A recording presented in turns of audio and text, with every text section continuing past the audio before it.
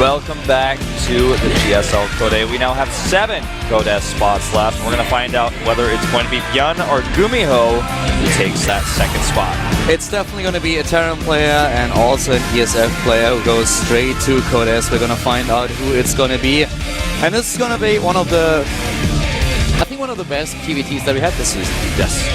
This is going to be really exciting because, like I said before, the late game is good for GuMiho. The builds are good for Byun, generally speaking. So Byun is going to have to do some damage early, or else he's going to face the scary 9-tailed fox that is GuMiho. Yeah, GuMiho is of course playing in Code A as he lost in the Code S season. He only has to play this round. This is his only Code A game, and if he wins it, then he is back in Code S.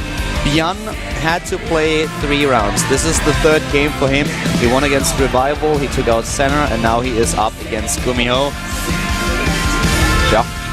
So, just going down the streak. Can he finish it off and take that Code S spot? So we're here to find out. This feels so final, you know. Normally when you're in the 3rd round of GSL Code A, it's more of just, oh, well, now he doesn't have to go through this really rigorous up and downs, and that's good. He's going to feel happy about that. But now we're talking about different games entirely and what you're going to be practicing and what you need to work on and focus on. It feels so much more intense right now. Byun Prime against GuMiho. We have L versus the 9-tailed fox, also known as the Towel Terran. Yeah. And he is just a top-tier player. Surprising that he fell into Code A, in fact. Yeah. So I can't believe he hasn't had his finals yet in GSL. I mean, I really expected this guy to at least have 1 finals by now. Not necessarily winning it, but making it there. we could definitely see that maybe next season, but right now he has to deal with the 3rd round of Code A. Here they are, both of them. Bam! To the left, we have Byun, both of them Code S players this season, both of them falling down into Code A. GuMiho a little bit later than Byun, but only one of them can go back, at least for now. The loser will still have a chance in the up and downs. Byun is pulling in his T here, he's tired. No, he just wants to get this over with. Look at that yawn, that was what like is that? I don't know, I was like, is that a celebration or something? Is that like a stylistic yawn? He's like trying to look tired for the camera. Look at that smile. I think he is, man. I think he's messing with us. I can't really decide if he's just yawning or if he's actually hungry. I don't know what's going on with him, but now he's getting, getting the blinks on. Whatever it is, we're jumping into the game at GSL Code A, the 3rd round. With Colored Wolf heading into our TVT. Byun against GuMiho. Starting to the top right in the red. Player from the team Prime, he is Byun Prime. Never once changes his ID to anything else. Exactly. There are also only 3 Indiana Jones movies. Exactly. Byun never changed his ID, and neither did his opponent at the bottom left in blue. We have for Team FXO. FXO GuMiho. He once played random. Yeah. Then played Zerg, and then played random again, but then switched back to Terran. That was his progression of race play. The Towel Terran. This is really going to be a cool Terran versus Terran. I'm pretty excited about that. I want to see if one of those guys is actually going into an earlier gas here. But for now, it looks like... Oh, yeah, look at that. Oh. That's a Reaper barracks spot. Holy proxy. Well, let's not get ahead of ourselves. I think that proxy is totally secular. There's the gas.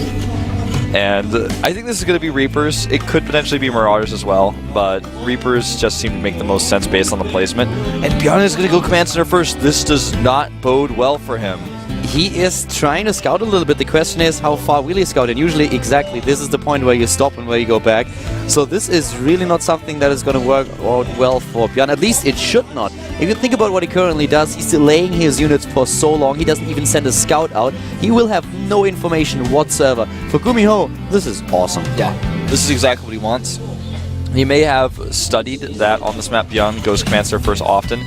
As Nesty did against Supernova and went for a 6-pool. Just similar types of things you can do when you look it up on a map and you look and say, oh, well, it seems like 9 out of 10 times he goes Command Center first here. I've even played him on the ladder, you know, he likes to do it. And he will be really happy, GuMiho, that is, to see what's going on here. If GuMiho hides his SCV, he can make a bunker. He gets spotted, though. Yeah. And here comes the Reaper. We have the double barracks right now for Byun, but they are far from finishing. Yeah. And keep in mind, these are Wings of Liberty Reapers, so they do more damage more quickly. They do not heal, but you know, I've been watching a lot of Heart of the Swarm Reapers coming out, and I think I'm going to be surprised when I watch these Marines die so fast. This is a scary thing that Byun is going to have to deal with. Now his first Marine's on the way.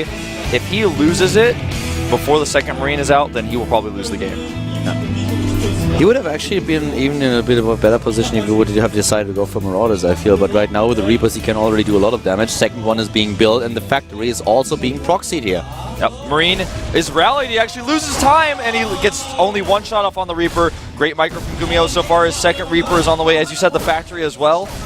Look how much damage he already deals to his opponent. Nice micro also by Byun, that's definitely true, but the big problem really is that we have now the Reaper out. The second one will join the battle soon. The bunker is on the natural, and it's almost finished. I feel Byun hasn't even seen this. Yeah. He hasn't even attempted to stop it. He was so busy dealing with this, and now he loses another SCV. He has to lift the orbital command. The factory is being built here. This is not good for Byun. Yeah, Byun does not have any gas, so he cannot tech to Vikings to deal with the Banshee follow-up, which is likely coming here. And that's exactly what we see. The starport's going down now. High ground vision. On the factory. He knows where the Marines are, has the high ground vision, can jump onto the high ground. He's waiting for more of his Reapers now. Then he can one-shot those units. Yeah. He's just not stopping the reproduction. And every bit of damage that he does to the Marines is going to make it harder for the Marines to deal with the Banshees that are coming in here. And finally, Byun says, I've got to take my gases here. I cannot continue to play like this.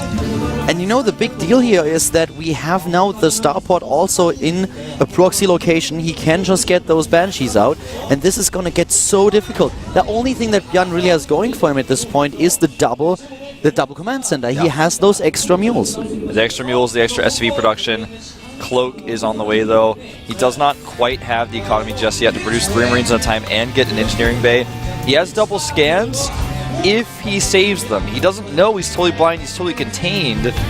The only way he could find out if his opponent has anything else at home is a scan, but that would be bad for him because then he would have one less scan to deal with the Banshees, so he knows he can't do it. Here comes the Cloak. There's the first Banshee. The bunker is still active. He has 2 SCVs to repair the Banshee as well. Repairs the SCVs too, so it really shows that he really thinks about this. This is just such a small thing, but it really helps you out. He's starting Marauders. He's just going to do an all-in after this, and I think what we're going to see him do when the first Banshee arrives is just fight with the Reapers on the ground with the Banshee, then fall back to the bunker and just keep poking at these Marines. He could try to harass the SCVs, but I feel more so he just wants to keep his opponent's Marine count down, and he's going to try to break out here. The SCVs were not ready for the repair, but he doesn't even need it. Oh my god, that was so well done, and now suddenly the Banshee's in the main base. He knows that his opponent just lost a lot of those Marines, and he's targeting them down one by one. eBay has started, but it's way too late. Yeah, this eBay is way too late. Just think about the Cloak upgrade that is kicking in any second, and the big problem for Byun is also that he just doesn't have the amount of Marines that he needs. Oh, Banshee survives with 2 hit points left. Oh my god, he still has an SCV. He could repair here. Kaldor, he has lost 1 SCV, and he spent a few minerals on that bunker repairing, and that's all the resources he has lost this game. 52 resources lost and 950. Guess who 950 goes to? Yeah. Actually, GuMiho played a very close game to a perfect game. Yeah. He actually, if he had not lost that unit, he would have basically done it. Oh my god, Byun is struggling so hard at this point. He's losing SCVs, he's losing more Marines, he's losing resources here. This is atrocious to watch. Byun under so much pressure. Still the double command center, but there are Banshees everywhere now. Hellions are being reactored out. Oh, and he hasn't even shown them yet. He has 5 Hellions. He could actually just end the game whenever he wants to. He's almost playing with his food at this point. Does lose the Banshee, though. Doesn't know about the Hellions either. Yeah, he has no clue. He has no idea what's coming. The SCVs are being pulled from home. Look how many Hellions there are. This is so bad for Byun. He doesn't even know about it. 67 supply against 50. GuMiho, he pulls the SCVs. He doesn't take any chances here. Yep. This game will end when he wants it to. Runs up the ramp with the Hellions. Way too much damage out he put here with the Banshees and the Hellions, even with combat shields. He doesn't even have to use Cloak. He wants to pull back against the turret, though. Does lose 1 Banshee, but even still, I just don't see Byun holding this. There come the Marauders. Here comes the rest of the Hellions. Reapers He's going to move in. Doing extra damage to that command center. Has to lift it, but he can't stop it from burning down. He's not going to be able to get close enough for a repair. A lot of SCVs here, but they're not good at fighting. Yes, they definitely are not. There's just way too much damage by Byun. GuMiho has too much. This is something the Prime player just can't handle, and the FXO Terran goes 1-0 in the best of 3. Yep, not the type of style you would expect to see from GuMiho. GG takes the win. Well played. That attempted breakout against the bunker, I feel, was the totally wrong decision. That was a bit weird. That broke his neck. He lost so many Marines, and he needed the Marines to defend against the Banshee. For GuMiho, this was the perfect timing. It was seconds before he was flying in with his Banshee, and then he looked at it and was like, well, you just lost more than half of your Marines. You don't have anything to deal with my air units. Yeah. Oh, Byun, you know, you can see that look on his face. It's one of those. It's the smile of defeat. I don't know how to explain this, but everybody has seen this player who loses. They know they lost a weird game, and they have the smile on their face like, well, that was weird. That wasn't what I expected. I just got to get myself back into game number 2 and get myself focused here. See that? See that? That's what I'm talking about. Yeah. That's the smile of defeat in the game number 1. You can only have that in game number 1. You know, he skipped the scout. He played a bit greedy here, not only with the commands in the first, but also just not going for a scout at all. And GuMiho, he had all the options here. This was just a build order loss for Byun in the end. GuMiho had the better build here in this scenario. Now we're going into the game on a kill on flats. Game number 2 in the Terran mirror match here at the GSL Code A. We are still in the 3rd round. The winner goes to Code S. It's either going to be Byun or GuMiho, and we are going to find out who it will be right now. Either 2-0 for GuMiho, or maybe Byun can turn things around and force a 3rd game.